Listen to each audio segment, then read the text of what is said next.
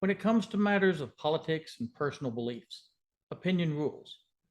When it comes to matters of objective fact, like most of what we understand about physics, chemistry, and biology, opinions do not matter as much. That being said, anyone can make a mistake, be miseducated, or hold to a false assumption. Our true friends are the ones that correct us and accept correction themselves. I have lived my life by these principles and strive for a compassionate understanding of humanity. That made me a good Marine, Air Force officer, and doctor, and the title I'm most proud of, Father. What it has not done is insulate me from those who would enforce opinion at the barrel of a gun. For that reason, there is going to be a gap in the lessons I am able to produce. That's because, unless something dramatically changes, I will be going to federal prison soon. From my perspective, I tried to preserve the life of a patient who I thought would die without treatment. From the government's perspective, while I might have practiced within the law as I understood it to be, they can afford to pay millions of dollars to give their opinions the veneer of legitimacy. Today and over the next 2 weeks, I will try to release one episode a day, presenting you with the facts, not as I see them, but from objective video and audio recordings, with some of my opinion included in one lesson. Use the analytical skills that we have worked on together to form your own opinion. If you feel motivated to do so at the end of this series, file Freedom of Information Act requests with the relevant agencies so that my defense team will finally have access to evidence that was withheld from us at trial. But no matter what happens, I stood up for what I felt was right. And I know that when you face that choice, you will also. It has been a privilege to help educate you, and I look forward to your reasoned opinions and appreciate your support during these dark days.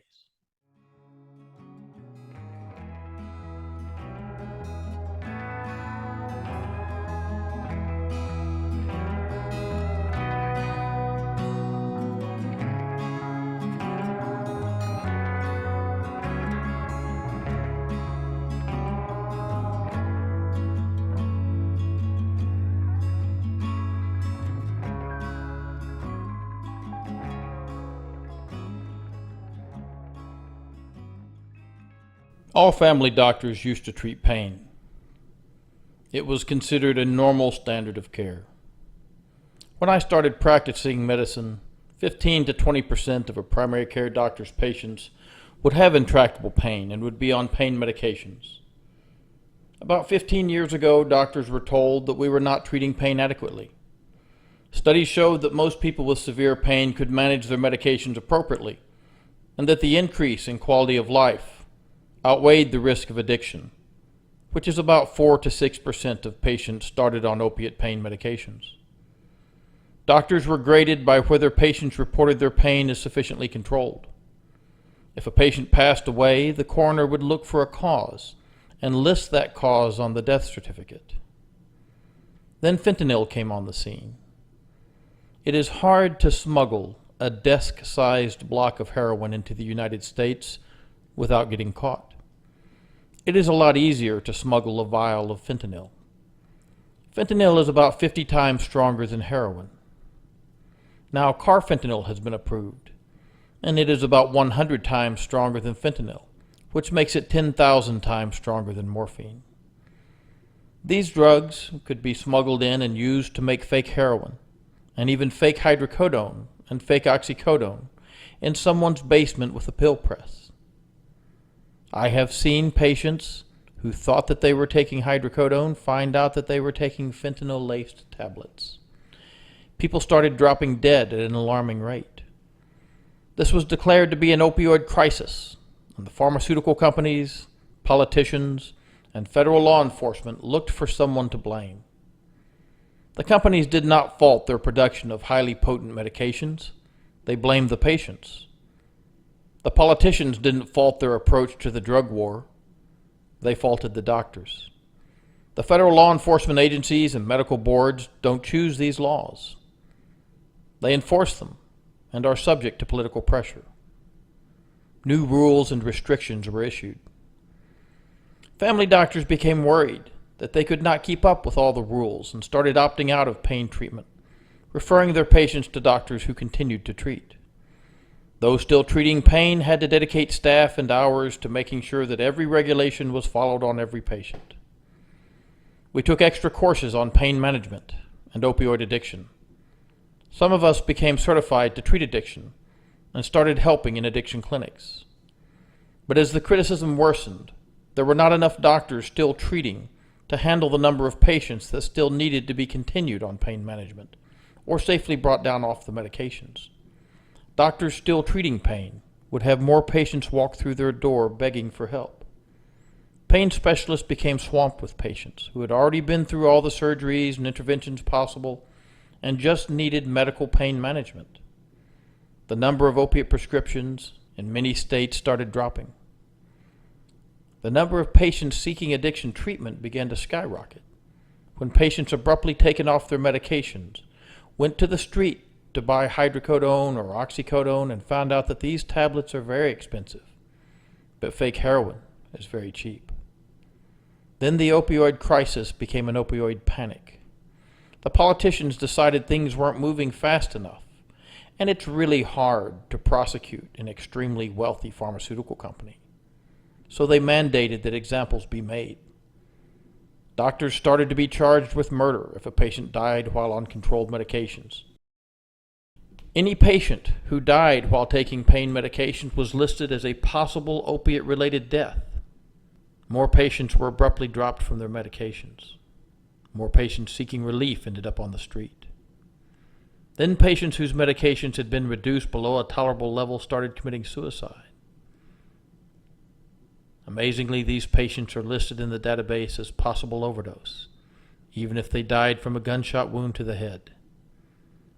If a doctor must fire a patient for misuse, all that patient has to do is write a letter to their insurance company or the medical board, and that doctor will almost certainly be shut down while their records are reviewed for any excuse to remove their license or prosecute them. Even if, after months, it is found that they were practicing good medicine, the shutdown leaves hundreds of desperate patients going to overworked emergency rooms to be turned away.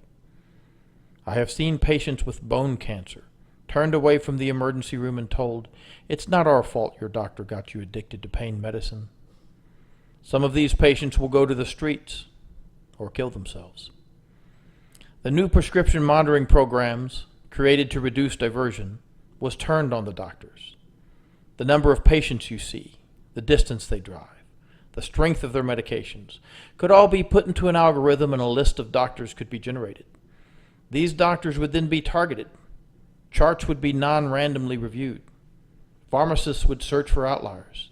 Then the doctor would be called in to explain this unreasonable prescribing. Several states have intolerable pain acts, but these can be ignored as long as there's no one there to enforce it. I don't know where this will all end, but I do know it is only going to get worse from here.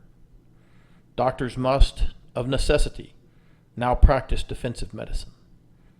They must choose between treating those who suffer and possibly losing everything it took over 20 years of education to achieve. Your family doctor has a reason to be afraid to treat your pain. I don't know all the answers to these problems, but perhaps thoroughly review a doctor's actions before shutting down their practice. If they are following the published rules, give advice, but don't destroy their reputation. Start a medically assisted treatment program while addicts are incarcerated. The success rate is over 80%, compared to without medications, which is about 17%. Addiction treatment has a higher success rate than the treatment of high blood pressure or diabetes if you use medications to help these people fight this terrible disease. I have written my senator about this twice, but have yet to receive a response. If you are on pain medications, understand that your doctor may have no choice but to reduce or stop them. This is not a reflection of your legitimate need, but an acknowledgement of the dangers to the doctor personally. If you have been abruptly taken off your medications, and you cannot resist the urge to try to find them from another source, seek help at an addiction clinic. Do not go to the street to try to replace your medications. You can die, and do not kill yourself. You can get help through this difficult time. Better treatments will be found if you can hang on long enough. Your suffering will not always be this severe.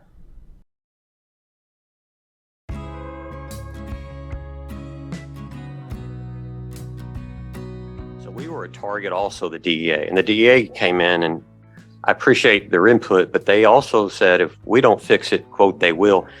Their idea of fixing it was they literally said, we'll arrest 5 doctors in the state for overprescribing, and that's how they would shut it down. So we also stepped up then like, okay, it'd be a lot easier for us to handle it because I don't want to see doctors getting arrested, particularly some who aren't, malignantly doing something wrong. And we never wanted to turn this into a witch hunt.